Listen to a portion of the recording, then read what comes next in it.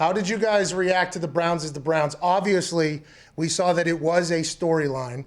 When was the first time? Was it on a Zoom call? I guess it had to be on a Zoom call where maybe before okay, here's a question. These Zoom calls, are they like team meetings? Like everybody's in there and then you're waiting for the coach to get there so there's some side chatter? Or as soon as you get in there, is it directly quiet?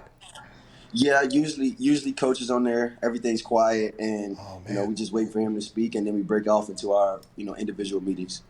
And in those individual meetings, you guys saw the Browns as the Browns, and that was when everybody talked about it? Yeah, Liz, I don't think it was something that everybody talked about, but I know that everybody saw and felt some type of way about. You know what I'm saying? Yeah. And you didn't have to say on game day like, hey, they talking shit over there, or he saying shit. You know what I mean? It was just like one of those things that was understood, and we knew what we had to do. Like I said, the Browns, by the way that. I don't know if he directly meant it, but the way like Steelers fans talked, and a lot of people talk about the Browns being the Browns, is like, hey, this team is going to have potentially a good roster, but they're inevitably going to stink. You guys have completely flipped that. I mean, the football team that you guys have become this year has been awesome to watch. I mean, it's just absolutely awesome to watch. If other programs or franchises are trying to do that, what is the most important thing? You just got to get a bunch of guys to buy in. You got to have a guy who's a leader of your team, who's not scared to yell at his position group if they suck in the middle of training camp, and then he also loves practice. Like, what do you need to kind of flip around a program? Because you were there before, and then you're there now. What do you think is vital to the whole process? First of all, I think it's leadership. Top down, and making sure that I think the biggest thing, like for me being here,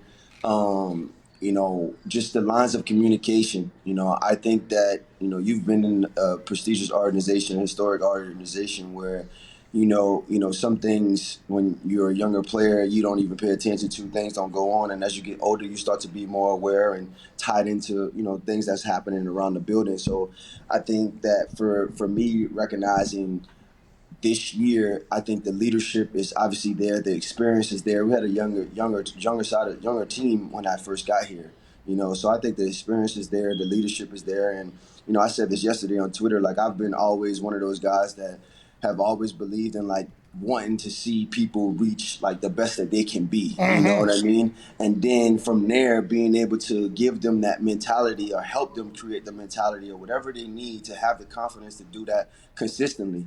And what I mean by that is just like being able to like, hey, like if it's a guy who likes to be quiet, then all right, I need to figure out a way to get him in that zone. If there's a guy who likes to talk shit, I need to figure out a way for him to be able to talk his shit whenever he want to talk his shit. And if there's a guy that loves money, let's figure out a way to motivate this guy if he's in it for the money. If this guy's in it for the game, it's all types of that type of stuff. Exactly. And you know this. You again, you've been in that type of organization, and around these type of guys. Every guy is different. You can't do the same thing with every guy.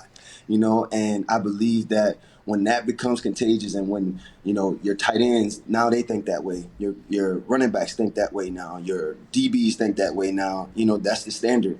And we've been able to create a standard here with the leadership that we have.